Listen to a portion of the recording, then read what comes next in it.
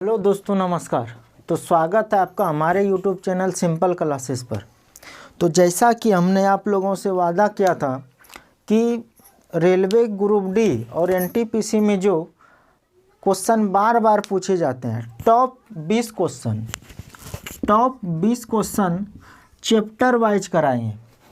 तो आज हम प्रतिशत के कुछ महत्वपूर्ण प्रश्नों को लेके आए हैं। प्रतिशत के कुछ महत्वपूर्ण प्रश्नों को लेके आए हैं और इसी तरह चैप्टर वाइज 20 क्वेश्चन कराएंगे, जो कि आने वाले रेलवे ग्रुप डी और एनटीपीसी के लिए काफ़ी महत्वपूर्ण रहेगा। तो आज का पहला सवाल है कि किसी वस्तु के मूल्य में 20% कटौती कर दी गई तो इसे पूर्व मूल्य पर लाने हेतु कितने प्रतिशत वृद्धि करनी होगी। तो सबसे पहले देखिए, किसी वस्तु के मूल्य में 20% कमी कर रहा है। मान लेते हैं कि वस्तु का मूल्य 100% था, अब 20% की कटौती कर दी गई, तो 100% में 20% की अगर कमी कर दी जाए तो ये 80% हो जाती है। अब हमको बोल रहा है कि इसे पूर्व मूल्य पर लाने हैं तो कितने प्रतिशत वृद्धि करनी पड़ेगी। फिर से बोल रहा है कि हमको 100 करना है, फिर से 100% अगर करेंगे तो कितने प्रतिशत वृद्धि करनी होगी। तो 80 था, 80 पर 100 लाने के लिए 20 का वृद्धि करेंगे, कितने पर, 80 पर, गुने 100। तो 20 से 80 कटेगा 4 बार में, 4 से 100 कटेगा 25 बार में, यानी कि इसे पूर्व मूल्य पर लाने के लिए 25% की वृद्धि करनी होगी। इसलिए ऑप्शन बी हमारा सही आंसर हो जाएगा। अब हम लोग अगले सवाल की ओर चलेंगे। तो अगला सवाल है कि यदि ए की आय बी की आय से 30% अधिक हो तो बी की आय ए की आय से कितने प्रतिशत कम होगा। देखिए, ए है और बी है।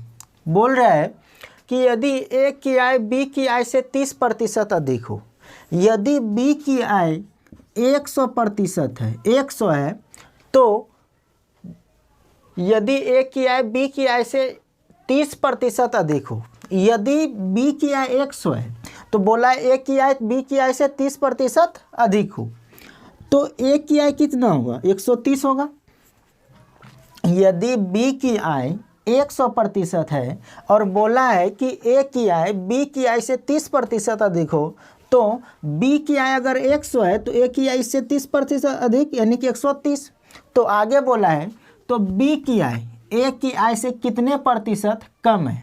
अब बोल रहे हैं कि बी की आय ए की आय से कितने प्रतिशत कम है। तो देखिए, ए की आय से बी की आय 30 कम है, कितने पर, तुलना किसका किया गया है, ए की आय से, ए की आय से। तो बटे में कौन रखेंगे, ए की आय को। बी की आय ए की आय से 30% कम है, तो तुलना ए की आय से किया गया, इसलिए बटे में ए किया 130। अब प्रतिशत में बदलने के लिए 100 से गुना, तो 0 से 0 गया, ये आ जाएगा 300। अब बटे 13, जब 13 से भाग देंगे तो 13 दूना 26, 2 बार में 26 आ गया, फिर 4 बचेगा तो ये हो जाएगा 4 पर 0 40, फिर 13 तिया 39, 1 बचेगा और 1/13 यानी कि 23.1/13% कम है। तो ऑप्शन नंबर सी हमारा सही हो जाएगा। अगला है कि यदि एक भिन्न के अंश में 220% वृद्धि करने तथा हर में 150% की वृद्धि करने पर परिणामी भिन्न 4/5 हो है तो मूल भिन्न क्या है। सबसे पहले देखिए, मूल भिन्न हम मान लेते हैं कि मूल भिन्न x/y है। अब अंश में बोल रहे हैं 220% का वृद्धि करने, कुछ भी होता है तो 100%, और 100% में जब देखिए अगर भिन्न का अंश है तो ये 100% में अपने आप में 100% है, और यदि इसका हर है तो ये भी अपने आप में 100% है। यदि भिन्न के अंश यानी x में 220% का वृद्धि कर दें तो ये पहले से कितना था, 100%। अब ये 220% 100 पर वृद्धि करें तो ये हो जाएगा कितना, 320%। अब बटे हर की अगर बात करें तो हर भी अपने आप में 100% था, और 100% में अगर 150% की वृद्धि कर दिया जाए तो ये हो जाएगा 250, यानी कि 100, 150 और 250%। और गुण जब अंश और हर में अंश में 220% का वृद्धि कर दिया जाए और हर में 150% का वृद्धि कर दिया जाए तो परिणामी भिन्न 4/5 हो जाता है। देखिए अंश में 220% का वृद्धि किए तो कितना आ गया 320, और हर में 150% का वृद्धि किए तो ये आ गया 250। करने पर परिणामी भिन्न 4/5 आ जाता है। तो हमको बोला है मूल भिन्न ज्ञात करने। अब देखिए मूल भिन्न बराबर, मूल भिन्न क्या है x/y है, अब बराबर 4/5। ये जो गुना में है इधर आके क्या हो जाएगा 250 ऊपर और 320 नीचे आ जाएगा। इधर आके जब भाग होगा, देख लीजिए फिर से इसको कि यदि x/y बराबर 4/5 है और जब ये गुना में इधर आके भाग होगा तो भाग होगा तो क्या आएगा 320 अब बटे 250। अब देखिए ये आगे क्या होगा कि 4/5 तो मेरा 4/5 रह जाएगा। अब ये 250 ऊपर जाएगा और 320 नीचे आएगा, तो 0 से 0 गया। अब 5 से ये कटेगा 5 बार में, 4 से ये कटेगा 8 बार में, तो मेरा जो मूल भिन्न था वो 5/8 था, इसलिए 5/8 ऑप्शन नंबर ए में, इसलिए 5/8 मेरा सही हो जाएगा। देख लीजिए सवाल है कि यदि किसी भिन्न के अंश में 220% का वृद्धि कर दिया जाए तथा हर में 150% की वृद्धि करने पर परिणामी भिन्न 4/5 है तो मूल भिन्न ज्ञात करें। देखिए मान लेते हैं कि भिन्न का अंश x है और हर y है, तो ये हो गया मेरा भिन्न। अब भिन्न में 220% का वृद्धि करेंगे तो अंश पहले कितना था 100 पर 220% का वृद्धि करें तो ये कितना आ जाएगा 320% आ जाएगा, और बटे हर भी अपने आप में 100 होगा, तो 100 में जब 150% का वृद्धि करें तो ये कितना आ जाएगा 250 आ जाएगा। इसलिए जब 320 अब बटे 250 हो गया, अब बराबर 4/5 है। अब x/y का मान निकालना है तो x/y बराबर 4/5, और ये जो 320/250 गुना में इधर आके भाग हो जाएगा तो 320/250। अब 4/5 और 250 ऊपर चले जाएगा और 320 नीचे आएगा, तो ये 0 से 0 गया, 5 से 25 कटा 5 बार में, और 4 से 32 कटा 8 बार में, तो 5/8, यानी कि option number A is the right answer. किसी संख्या में पहले 40% का वृद्धि तथा बाद में 20% की कमी करें तो संख्या के मान में कितने प्रतिशत का वृद्धि या कमी होगा। तो देखिए मान लेते हैं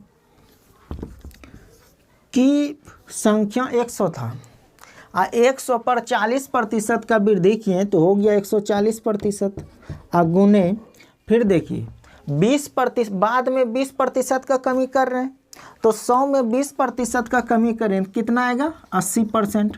अब प्रतिशत को हटाने के लिए 100 से भाग देंगे तो 2 0 से 2 0 खत्म, और 14 8 बलोतर से 112। अब देखिए कि पहले संख्या कितना था 100, अब कितना हो रहा है 112, तो 100 पर कितना बढ़ रहा है 12, तो 100 पर 12 बढ़ रहा है गुने 100 पर 12 बढ़ रहा है, तो 12 का वृद्धि कितने पर 100 पर, इसलिए बटे में 100। अब प्रतिशत में बदलने के लिए 100 से गुने, तो 2 0 से 2 0 गया तो कितना प्रतिशत का वृद्धि हुआ 12% का, इसलिए ऑप्शन नंबर बी हमारा सही आंसर हो जाएगा। तो अगला क्वेश्चन है कि अनिल ने 17,500 रुपये में से 45% जमीन में और 25% राष्ट्रीय बचत प्रमाण पत्र में निवेश किया और एक बैंक में बाकी रुपये डाल दिए, तो उसने बैंक में कितने रुपये डाले। देखिए अनिल के पास कितना रकम था 1750, अनिल के पास था 17,500। अब उसने क्या किया कि 45% जमीन में कितना खर्च किया 45%। अब जमीन में 45% खर्च किया और 25% राष्ट्रीय बचत प्रमाण पत्र में निवेश किया। अब देखिए बचत प्रमाण पत्र में कितना किया,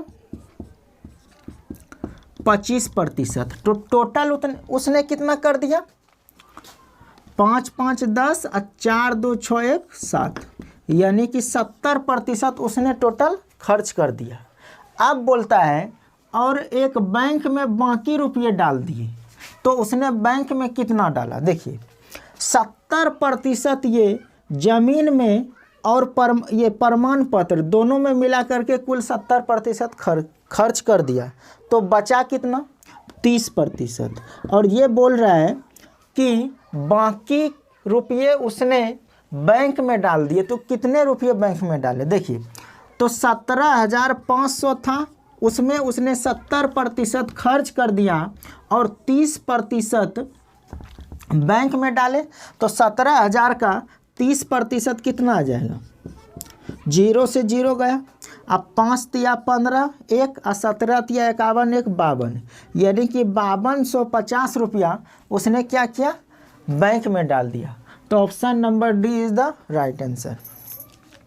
फिर से देख लीजिए, क्वेश्चन था कि अनिल ने 17,500 रुपये में 45% जमीन में और 25% राष्ट्रीय बचत प्रमाण पत्र में निवेश किया, ठीक, और एक बैंक में बाकी रुपये डाल दिए, तो उसने बैंक में कितने रुपये डाले, तो देखिए कि जमीन में उसने कितना खर्च किया, 45%, और राष्ट्रीय बचत प्रमाण पत्र में निवेश किया 25%, तो टोटल उसने कितना खर्च कर दिया, 70%। 70% जब खर्च कर दिया तो बचा कितना, 30%। अब इसने बोल रहा है बाकी रुपये बैंक में डाले, तो 30% ही बचा, यानी कि 30% डाला होगा बैंक में, तो 17,500 का 30% कितना होगा, निकालेंगे तो 2 0 से 2 0 गया, और जब 175 को 30 से गुना किए तो 5250 आया, यानी कि 5250 रुपया उसने क्या कर दिया, बैंक में जमा कर दिया। अगला क्वेश्चन है, सवाल है मेरा कि ए ने एक वस्तु 400 रुपये में खरीदी और उसे बी को 20% लाभ पर बेचता है, फिर बी वस्तु को 10% लाभ पर सी को बेचता है, तो सी ने बी को कितने रुपये चुकाए। तो देखिए इस तरह का सवाल बनाने के लिए सबसे पहले क्या करेंगे हम लोग, देखिए मान लेते हैं ए ने वस्तु को x रुपया में खरीदा, ठीक, तो ए ने बी को 20% लाभ पर बेच रहा है, 20% लाभ पर, तो 100 पर 20 का लाभ कितना पहुंचा, 120। फिर बी ने इसी वस्तु को 10% लाभ पर सी को बेच देता है, तो ये तो बी का क्रय मूल्य हो गया। फिर बी इसको 10% लाभ पर सी को बेच देता है, तो 100 पर 10% का लाभ हुआ तो कहाँ पहुँचे, 110, तो ये मेरा सी का क्रय मूल्य हो गया। तो इसको बनाने के लिए क्या करेंगे कि ए का जो क्रय मूल्य है वो 400 है, तो 400, और फिर ए 20% लाभ पर बी को बेचता है, तो 100 पर कहाँ पहुँच गए, 120 गुने, फिर बी क्या करता है 10% लाभ पर सी को बेचता है, तो 110 बटे 100, ये सी का क्रय मूल्य है। तो 2 0 से 2 0 गया, और 4 गुने 120 गुने 110 बटे 100, तो 2 0 से 2 0 गया, तो बड़चौक 48 गुने 11 है, तो 48 इंटू 48, तो 8 8 4 12 और 4 1 5, यानी कि 528 रुपया में सी ने खरीदा, तो 528 रुपया सी ने किसको दिया, बी को, तो इसका आंसर आ जाएगा 528 इज द राइट आंसर। अगला सवाल है कि एक वस्तु का क्रय मूल्य P% बढ़ा दिया जाता है, उसके बाद उस नए मूल्य में P% की कमी कर दी जाती है। तदनुसार यदि नवीनतम मूल्य 1 रुपया हो जाती है तो आरंभिक मूल्य क्या था। तो देखिए मान लेते हैं कि आरंभिक मूल्य x रुपया था। अब x रुपया में क्या करता है, ये एक वस्तु का क्रय मूल्य में P% बढ़ा दिया जाता है, उसके बाद उस नए मूल्य में P% की कमी कर दी जाती है। तो पहले देखिए, मान लेते हैं कि आरंभिक मूल्य X रुपया था। X रुपया में क्या करता है ये कि P% का वृद्धि कर देता है, यानी कि बढ़ा देता है। तो 100 पर P% की वृद्धि करेंगे तो 100 प्लस P होगा। फिर इस नए मूल्य में क्या करता है ये, उसके बाद नए मूल्य में P% की कमी कर देता है। तो 100 पर P% की कमी, तो 100 माइनस P% की कमी कर दी जाए, तदनुसार यदि नवीनतम मूल्य 1 रुपया हो जाए। देखिए, आरंभिक मूल्य पर यह क्या किया कि P% का वृद्धि कर दिया, फिर P% बढ़ा दिया, तो इसका नवीनतम मूल्य कितना हो जाता है, 1 रुपया। हमको निकालना क्या है, आरंभिक मूल्य, यानी कि X का मान। तो X बराबर हो जाएगा 1, X बराबर 1 और गुने 100, फिर गुने 100, अब बटे में आ जाएगा 100 plus P into 100 minus P। तो ये आ जाएगा 10,000। अब बटे ये देखिए A plus B into A minus B पे तोड़ेंगे तो 100 का स्क्वायर कितना, 10,000 हो जाएगा। अब माइनस B का स्क्वायर यानी कि P का स्क्वायर करेंगे तो ये P का स्क्वायर हो जाएगा, यानी कि हमारा आरंभिक मूल्य कितना आ जाएगा, 1000 बटे 1000 माइनस P का स्क्वायर। तो ऑप्शन नंबर बी में, तो option number B is the right answer. तो अगला सवाल है मेरा कि A की आय का 5% B की आय के 15% के बराबर है तथा B की आय का 10% C की आय के 20% के बराबर है। यदि C की आय 2000 है तो A की आय ज्ञात करें। तो देखिए, A की आय का 5%, A की आय का 5%, यानी कि A का जो 5% है वो B के 15% का बराबर है, B के 15% के बराबर है।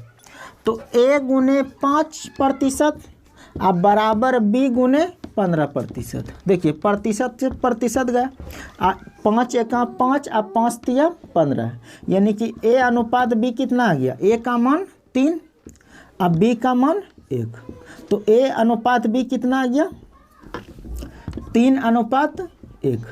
अब देखिए आगे क्या बोला है कि B की आय का 10%, यानी कि B का 10% C की आय के 20% के बराबर है। तो C गुने 20%, प्रतिशत से प्रतिशत गया, 10 एका 10 और 10 दूना 20। तो B अनुपात C कितना आ गया, B का मान 2 और C का मान 1। तो B अनुपात C कितना आ गया, 2:1। अब देखिए हमको A B C तीनों निकालेंगे, A अनुपात B अनुपात C। अब देखिए A अनुपात B कितना है, 3:1, तो 3:1 दे दिए।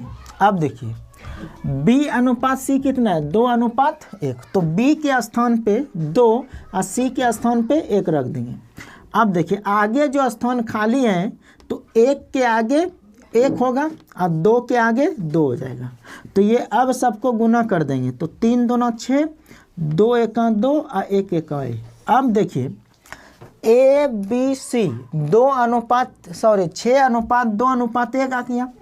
अब ये बोल रहा है C का आय 2000 है और ये बोल रहा है C का आय 1 है, तो 1:2000। तो अब हमको बोला A की आय, तो 1:2000, तो 6 का मान कितना होगा, 6:2 गुने 6, तो कितना आ जाएगा ये 12000, यानी कि A का आय कितना था 12000। तो आज के लिए बस इतना ही, अब मिलते हैं हम लोग